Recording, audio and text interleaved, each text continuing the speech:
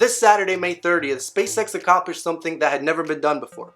They became the first private company to send 2 NASA astronauts to the International Space Station. This also marked the first time in almost a decade that Americans launched to space from US soil. In this video, we will cover 5 very important things that we learned from this historic mission. I wanted to make sure this mission was a success, so I'm publishing this video after astronauts Bob Behnken and Doug Hurley have safely docked and entered the ISS. Believe it or not, this is not something that is easy to do, as the International Space Station is a 1 million pound machine traveling at an insane speed of 17,000 miles per hour in a circular orbit around Earth. So the Crew Dragon spacecraft, which is an autonomous spacecraft by the way, has to essentially chase down the International Space Station and make a few revolutions around the Earth as it slowly gets closer and matches the ISS trajectory and velocity. This whole process takes a while, which is why even though the International Space Station is roughly 250 miles away from Earth, it took our astronauts roughly 19 hours to safely dock the Crew Dragon spacecraft into the ISS. In case you didn't know, SpaceX is a private aerospace manufacturer and transportation company who was founded by visionary CEO Elon Musk, who always seems to be in the forefront of innovation and new technology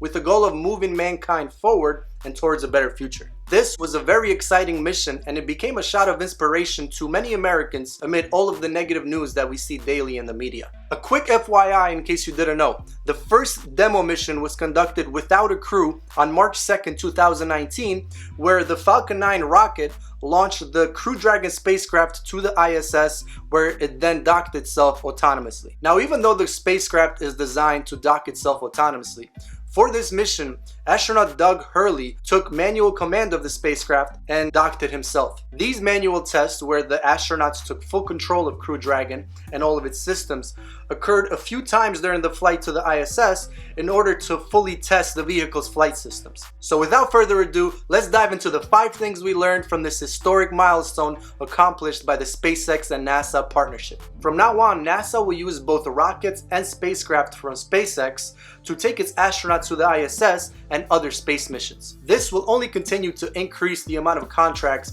between NASA and SpaceX, which are always huge amounts ranging from hundreds of millions to even billions of dollars. I mean, this is what this mission is all about. This is why it's called the Crew Dragon Demo 2. It's a demonstration mission. It's a test mission to prove that its systems and its technology meets NASA's requirements for certification to take its astronauts and carry them to the ISS, as well as to other space missions, whether it's going to the moon or ultimately, which is our ultimate goal, to go to Mars. Because in case you didn't know, it costs NASA way too much money to send its astronauts to space. Compared to an average space shuttle mission, which runs them about $1.6 billion, they only had to pay SpaceX about $55 million per seat for this mission. This also significantly improves on the $90 million per seat that the US has been paying Russia for flights to the space station. Which brings us to the second thing we learned from this mission. We don't need to rely on other countries like Russia anymore to go to space. Ever since we shut down the space shuttle program in 2011, NASA has been paying for seats aboard Russia's spacecraft to get our astronauts to space. However, NASA never wanted this dependence on Russia to last long, so it quickly opened up the space race for commercial companies to develop their own rockets, spacecraft, and systems. SpaceX was a quick mover, took advantage of this, and has now not only proven that the US is in the space lead and can consistently launch astronauts to space from American soil, but we can do it much cheaper and with more efficiency than anyone else in the world. This means we will start to see space missions a lot more often than we are used to seeing. The third thing we learned from this mission is that SpaceX doesn't have any real competition, and this has been true since the beginning. Here is Elon Musk in an interview from 2007 talking about competition. You are not alone in this ambition to explore space. Absolutely. As an entrepreneur. There's quite a bit of competition out there. There's Jeff Bezos with Blue Origin. There's Richard Branson with his Virgin Galactic. Right. And I'm not talking about NASA either. Yeah. Who is your competition? We have no serious competition. Now, it's easy to interpret that as Elon Musk being arrogant, but it's honestly nothing more than a reasonable, respectful fact. Let's see what else he had to say. We have no serious competition. None. Not presently. So that Branson guy's kind of a hack then? Well, what Branson's doing, by the way, I'm a great admirer of Branson, is really a much smaller technological challenge So their craft would be suborbital. So it would go to about Mach 3. Our craft is orbital. It goes to Mach 25, so 25 times the speed of sound.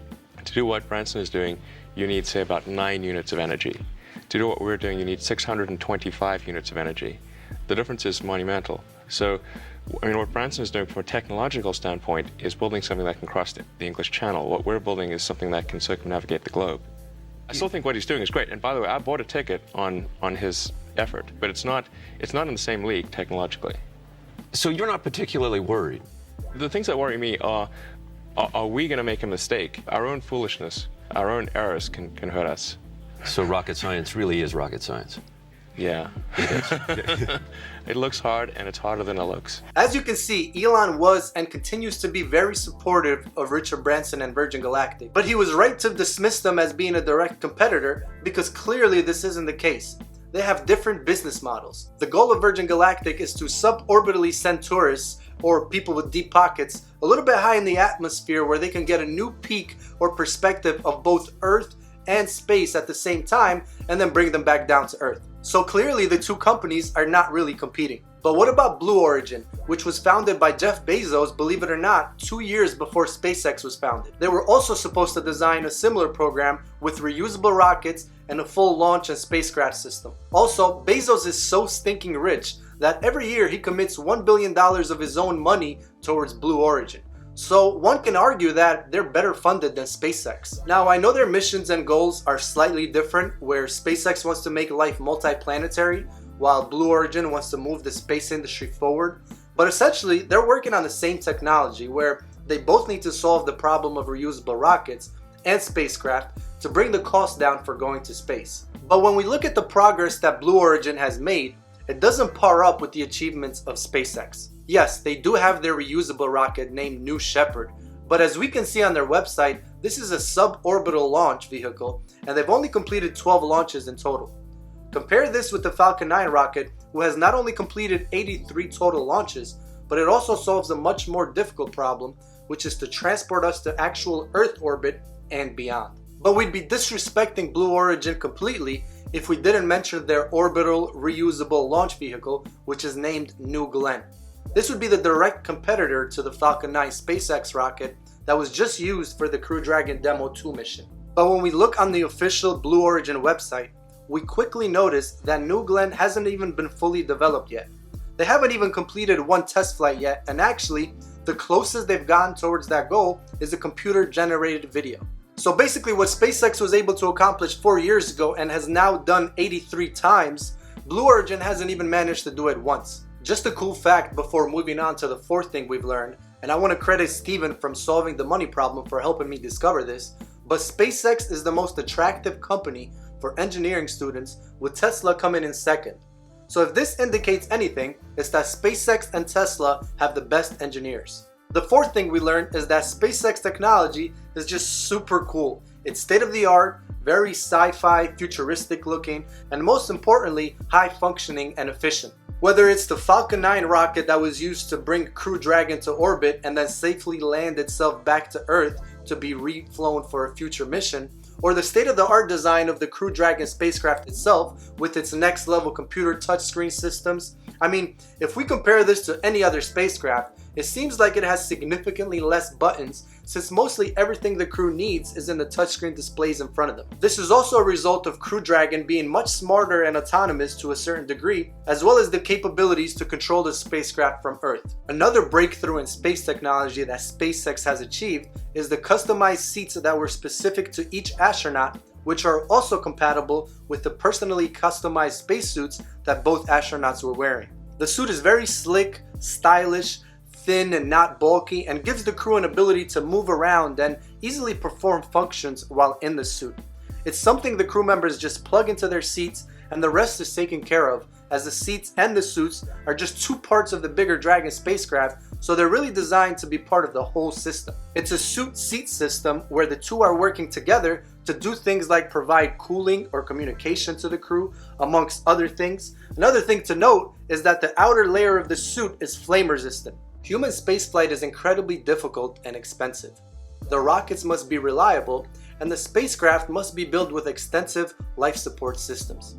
To date, only 3 countries have been able to achieve this feat: Russia, the United States, and China. So the 5th thing we've learned is that if SpaceX has proven anything, it's that a private space race is exactly what it's going to take for humanity to reach that next level in space exploration and start understanding our solar system a lot more than we already do. Because ever since the moon landing, we haven't gone anywhere or achieved anything as big as the moon landing that's going to be remembered for the rest of human history. The progress we've made in space has not been up to par with what we expected when we first completed the Apollo 11 mission. And many scientists have actually talked about this, that our advancements and progress in space have been entirely too slow. But perhaps this is because the only space programs that have ever existed have been run by governments, and their attention, focus, and priorities are always changing among all the endless political stuff that they have to worry about. We need more people like Elon Musk, Jeff Bezos, Richard Branson, more independent thinkers and visionaries who don't have a political agenda, but rather aspire to push boundaries towards a better vision of tomorrow. I mean, look at what Elon Musk and SpaceX have achieved in just 5 years. We need more of this, and we're gonna get it. The amount of non-governmental space companies has surged in the last few years, and this is all thanks to Elon Musk and SpaceX for really paving the way. Achieving great things beyond our planet is not just an American achievement, it's an achievement of the entire human species and how far we've come. Of course, as Americans, we'd prefer to be the leaders in this race. But going back to the 3rd thing we talked about that we learned from this mission, just because SpaceX has no competition and is so far in the lead, it does not mean that there won't be other companies entering the industry and trying to compete or build their own systems in their own niche in the space industry. And obviously, we should welcome this as it puts us on the right path of innovation to make space missions cheaper and more accessible, on top of setting up bases and stations on the moon and Mars to further explore beyond our planet. That is it for this video. Thank you so much for watching, as I had a lot of fun putting this together, because honestly, talking about this stuff really gets me excited. If you enjoyed this video, please smash the like button and subscribe to my channel. Also, let me know your thoughts in the comment section below on what you think about SpaceX, NASA, their partnership, and what this ultimately means for the space industry moving forward.